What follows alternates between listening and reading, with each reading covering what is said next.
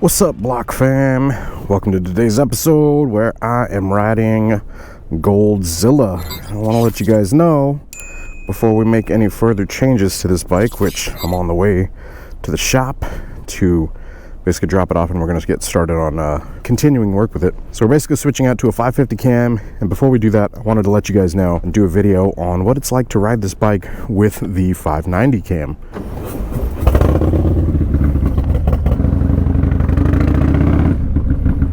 So before we get too far into the video, guys, if you guys have a favorite cam that you like, that you've used, do me a favor, let me know what cam it is. Comment down below. Let me know what you guys really enjoy about that cam. For this one, it's the SNS 590. I really like the fact that it turns on at like those high RPMs, but the downside is that it is, like most of that power is upper power band.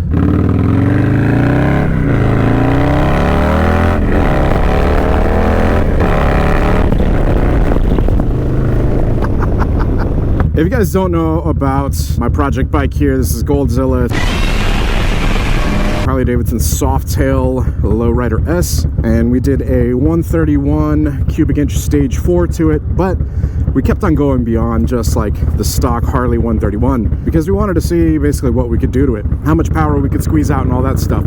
So we basically upgraded the cam plate, oil pump, I think it's like a chest kit, something like that. And we did the SNS 590 cam instead of the cam that comes with it, and then we also custom tuned it, and it's a freaking beast, especially top end.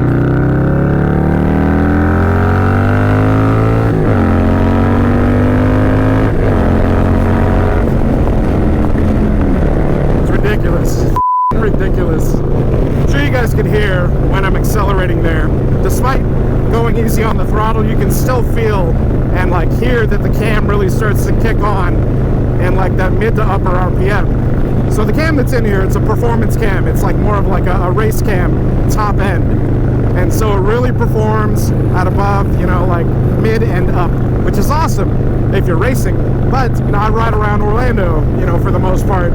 And then if I want to go a little further, I go to Daytona or Miami or Tampa, go visit Brapstar Crew, Shade Tree Army. I'm really not like taking this thing on a drag strip all the time.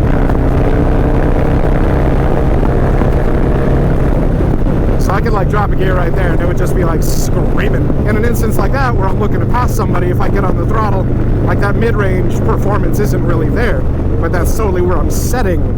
You know, I'm in 6th gear right now, I'm going 70 miles an hour, I'm at like 2,500 RPM. So if I want to like chop throttle, I mean it's responsive, but it's just not, it's not as torquey. It doesn't push you along as well as like more of a mid-range cam. So for this one, it's like I have to basically drop a gear, and I'm setting, you know, 5th gear, 3,500 RPM. I could afford to drop another gear if I wanted to. I'm not going to, just because traffic's a little congested up there. I don't want to slam into the back of whatever that big red truck is. Pretty much what this bike does, it just throws you along. Alright, so 5th gear, downshift again. There's the power right there. And it just keeps going. And then you're in the power band. So I drop down to 4th, you know, it put me in those higher RPMs, and it just pushes you along. Like, it's insane. We've got this one redlining at 7,000. I think the limiter is like 7,000 now. And so it'll basically go up to 7, and then you shift and it drops you right back in to the meat of the power band. But you've got to be screaming. You got to be just sort of like up there in those really high RPMs. And that's not how I ride most of the time. Now, having this cam in the bike and knowing that that's how it performs, or that's where it performs rather, it really makes you want to ride like that. And in my opinion, it's riding like an ass. You know, it's like, I don't want to be that guy that's like just constantly screaming. It's fun, don't get me wrong, but it's not for your everyday, you know, just like riding around, especially like traffic. It's usable power if you're wanting to go real fast. Ow, freaking rock. Yeah, it's usable power if you're wanting to go real fast, like top end, and you're doing like some drags and stuff. For just like casual riding, I don't know that you would really classify, like put the 131 into casual riding. I guess you could. I mean, I've been doing it for a couple thousand miles. So like like I told you guys a while back, I actually put this bike on the back burner because it's one of my own personal projects, right? And we had other stuff to focus on. The other stuff to focus on is the giveaway bikes. And we've got all of those moving. So they're moving along. We're waiting on parts to come back from paint, powder, and metal plating on the giveaway Road Glide. We've got the RC51, the Honda RC51, getting tuned up, dropped off in Honda. And then we're starting on the chopper as well. We actually are going to be expecting a delivery from DynoJet. As of me recording this, all that stuff so that we can basically dyno tune bikes is arriving on Monday. And so this is a couple days before. And so we really wanted to get this bike first on the dyno. Just to kind of like, I don't know, it'd be like the first bike that we throw on there just seems right for this to be the one, you know? So because of that, we're like, okay, let's bring Goldzilla up. We've got new heads, which have been specially made from zippers for this bike, and us pairing it with the SNS 550 cam. We're doing the SNS 550 cam because you still see amazing numbers out of it, but it kind of relocates that power band. You're not like doing the power band all like top end. It's like it drops it down a little bit, and so it starts to taper off a little bit more top end, but it's going to be more like in the middle of the RPM range now, where you're going to get like a bit more torque, which once again for me and the style of riding that I do, it's more usable. It just gets you in and out of traffic a little better. Not that this thing has any problem at all now, but it being like just all top high RPM stuff. If you guys couldn't tell from that example, I'll give you guys an example right here. 80 miles an hour, 6 gear, 3,000 RPM. Whenever I get on throttle, look at the RPMs, look how fast they're going. They're not really climbing like too crazy fast, right? As we get up to, you hear it? Yeah, it's kicking on, like right there it's going. So you feel it gradually starts to come on. So let's go back down to 80. So 80 miles an hour, 6 gear, 3,000 RPM. So now if I take it easy for a second, because cops like to hang out right here. I mean, federales, because we're totally filming this in Mexico. Chilling at 80, 3,000 RPM, 6 gear, and I drop a gear. Still chilling at 80, but that puts me at about 3,500 RPM. So that gets me closer to the power band of this cam. Now if I drop another gear,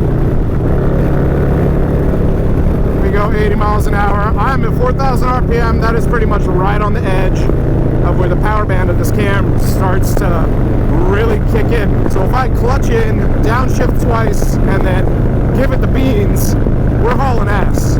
Oh shit, I need gas. I feel like I started with like half a tank. I guess I am burning through it. Going about 80, drop a gear, still going 80, 3,500 RPM. Drop another gear, 80, 4,000. That's it, right in the power band right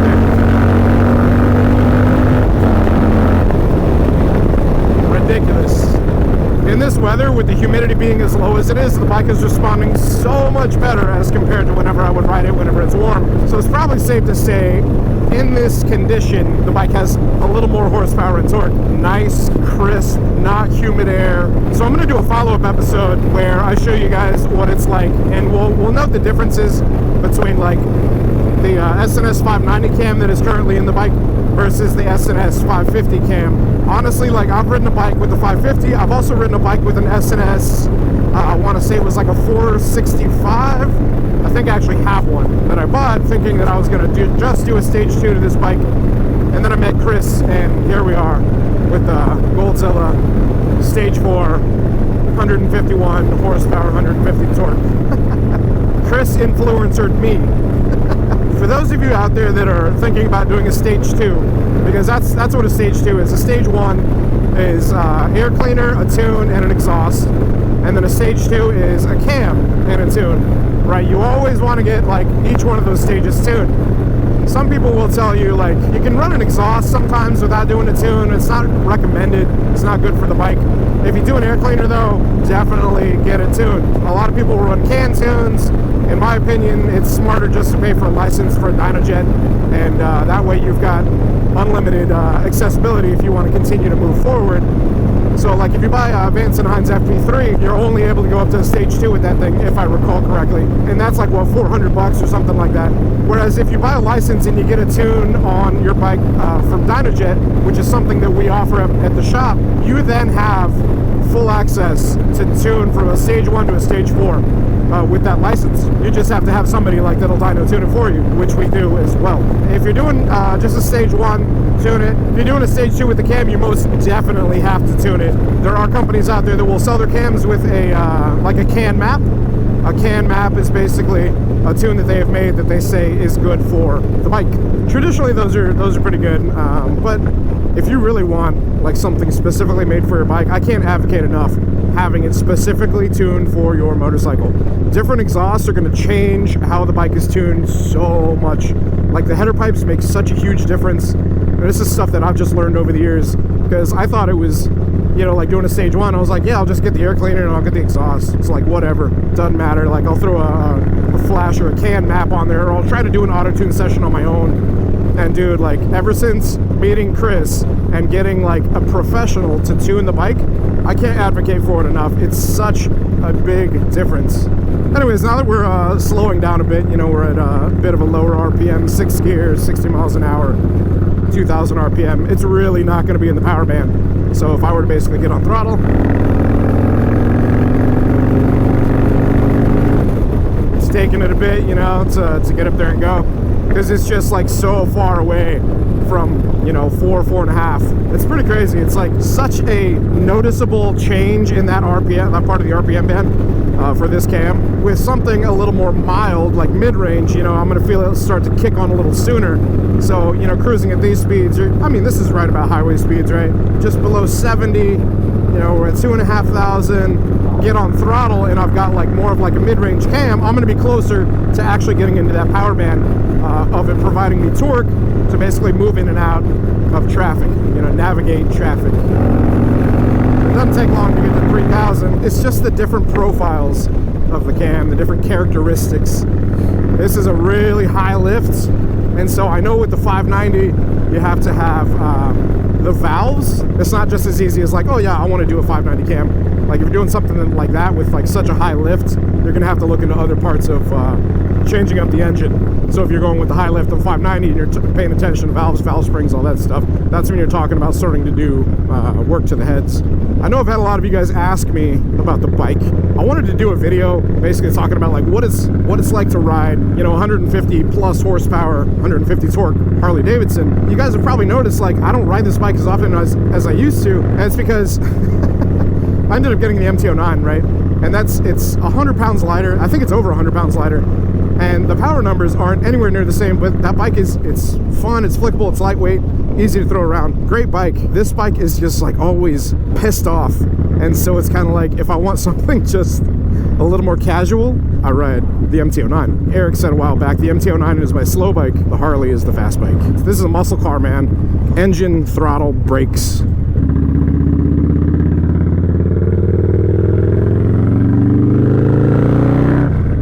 So yeah, that's what it's like to ride with the 590 cam. Hope it was insightful for you guys if you guys are considering stage 2. We're going to be making more videos like this, especially with us having the shop now. This gives us more like access and ability to have that control over our schedule, to where it's like, okay, like let's swap out the cam, tune it up, and that way we can tell people what it's like. We can also show you guys like the dyno numbers, but Goldzilla will be the first up on there. So excited, we're getting a dyno. It already feels like a legit shop.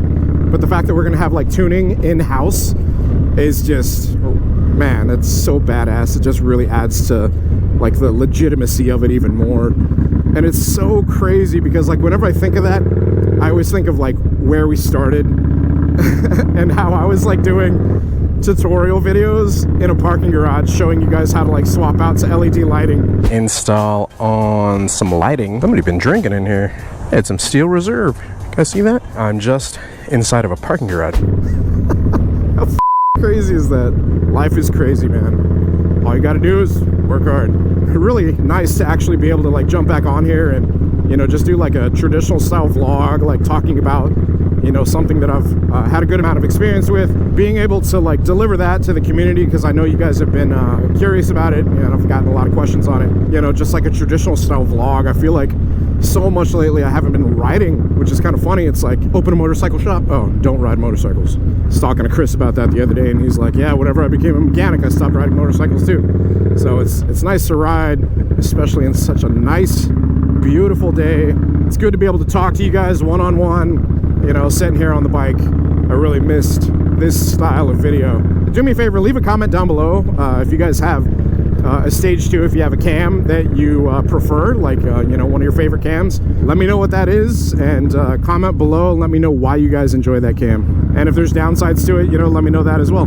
Hope you guys enjoyed this one though. If you did, do me a favor, hit the like button. It lets YouTube know that we're doing a good job here on the Blockhead channel.